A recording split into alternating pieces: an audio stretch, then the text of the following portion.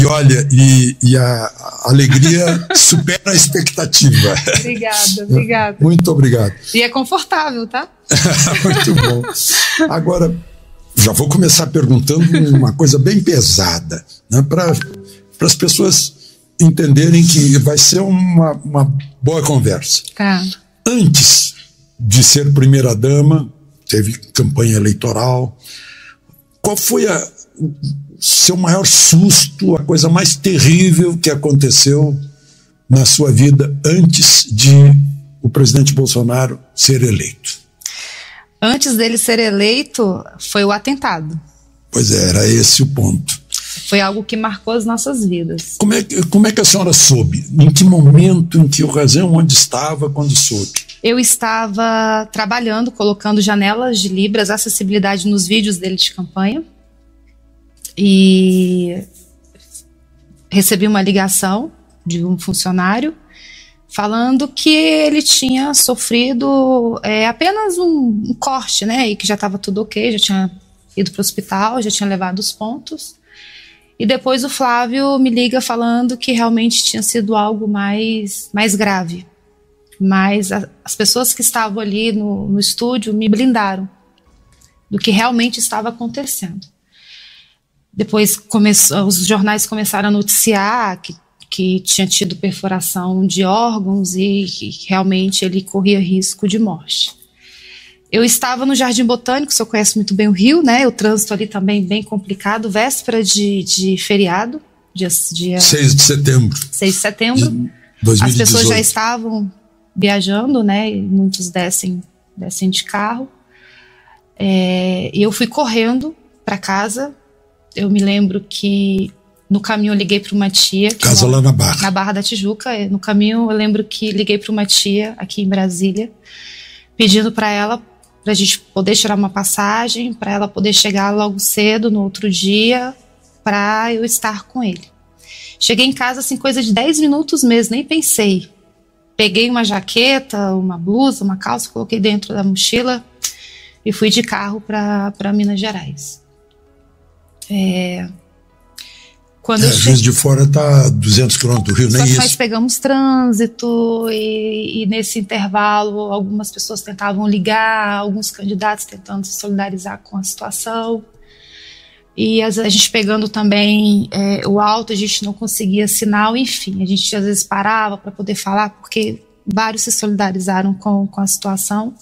E o seu interior, a sua emoção? O meu interior até então, eu não tinha a real noção da gravidade, tá? Porque como eu já fiquei sabendo que estava tudo ok, que ele já tinha levado os pontos, que para mim tinha sido algo superficial, né? Depois que o Flávio falou que tinha uma gravidade, mas eu não imaginava que eu ia encontrar o meu marido daquela forma. Muita gravidade, né? Muita gravidade. Então, quando eu cheguei na Santa Casa, e aqui eu quero agradecer os médicos, os enfermeiros, todos que estiveram ali conosco, que realmente salvaram a vida do meu marido. Eu lembro que eu cheguei e vi assim, aquela multidão de jornalistas na frente. Eu falei, poxa, aí as coisas foram ficando mais difíceis, já comecei a ficar trêmula, meu coração começou a bater mais forte. O Magno Malta estava numa antessala e falou, minha amiga, é muito grave, e agora você vai lá falar com ele. Eu abri a cortina e realmente ele estava irreconhecível. Ali foi. Ok, observe que nesse momento ela está muito emocionada, né? E foi exatamente logo após o incidente, ela foi informada e ela se dirigiu até o local, até o hospital, para saber, né? Para pegar todos os detalhes, todas as informações, como estava o estado de saúde do ex-presidente Jair Bolsonaro. Vamos continuar. Foi um baque muito forte, porque ele realmente estava transfigurado. Ele tinha uma cor, perdeu muito sangue, né? Hemorragia interna, acho que quase 2 litros de sangue. E quando aí eles fecharam a cortina para eu ter aquele momento com ele, ele olhou para mim e falou, Mi, com muita dificuldade de conversar, falou, Mi, olha o que fizeram comigo. E a lágrima escorrendo, e eu peguei, passei a mão na cabeça, dei um beijo na testa dele. E ele falou, eu não tinha visto, né, porque ele estava com manta térmica, enfim, não podia mexer. E eu olhei para o teto do hospital e fiz uma oração.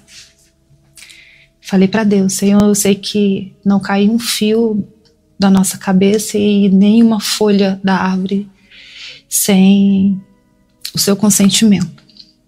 E naquele momento o médico já tinha falado que eles já tinham feito de tudo e que era só Deus, né? Ele poderia morrer também por pneumonia, infecção, enfim. Ali eles tinham feito aquela cirurgia para ele sobreviver. E eu fiz essa oração e na hora eu falei para Deus, se for para a morte, glória a Deus. Se for para a vida, louvado seja o teu nome. E foi tão engraçado, Alexandre, que eu, naquele momento, eu acho que eu recebi uma anestesia. Foi algo sobrenatural. Eu tive uma força que eu não esperava, humanamente falando, eu não sei o que aconteceu. Ali eu estava na dependência de Deus, porque às vezes a gente fala, eu não consigo resolver um problema, e aí quando você se coloca nesse lugar de dependência, que é só Deus que pode te tirar dessa situação, você tem que se entregar. E eu me entreguei, falei, Senhor, Ele está nas tuas mãos. E eu tive uma força que eu não sei te explicar, eu fui anestesiada.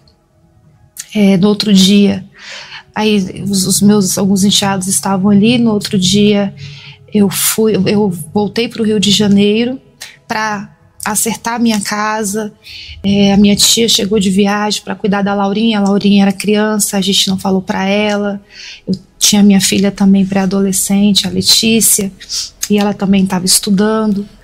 Então eu tive que organizar a minha casa que ninguém esperava para poder voltar e ficar com ele no hospital. Então eu fiquei com uma mochila nas costas por 20 dias dentro do hospital, ao lado dele.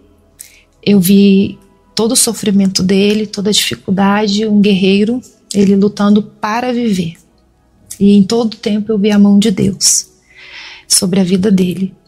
Então eu tive o entendimento de que abaixo dos céus tudo que acontece é permissão do Senhor, né? E os médicos falando que foi um milagre, poderia ter pegado uma veia, foi isso, mais 2 milímetros pegava aqui. E assim, aí você ia vendo e fala, meu Deus, glória a Deus por isso, glória a Deus. E foi um milagre. Foi um milagre. E o mais lindo, assim, eu tive lapso de memória, algumas coisas eu não me recordo, porque foi muito tumultuado, época de eleição.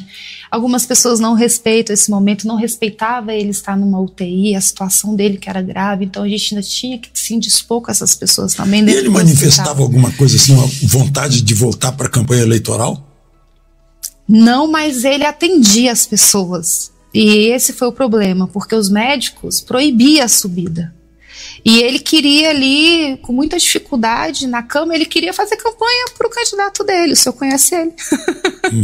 Né? E ele é muito forte, o médico falou, olha, se você tivesse tido um passado de bebidas, de tabagismo, você não teria resistido. Se tivesse num lugar distante de um hospital também, bom como a Santa Casa, né? Isso. Agora, todo mundo, inclusive eu fico me interrogando por que algo tão evidente quanto... Bom, o Adélio Bispo foi preso lá em flagrante. Foi preso. Né? E naquele dia, 6 de setembro, estava o nome dele como se estivesse visitando um gabinete de deputado na Câmara dos Deputados. Exatamente. E o senhor sabe... A senhora já trabalhou na Câmara dos Deputados. Como é possível que não se identifique quem autorizou a entrada do falso Adélio Bispo como álibi? Mas tem. Tem? Tem nas redes sociais. Ele visitou um gabinete. É um gabinete de algum deputado que foi embora, renunciou e depois voltou? Sim. Então é o mesmo que eu imagino ser. Que gosta de cuspir. Anterior ao, quer dizer, do partido a que pertencia o Adélio Bispo.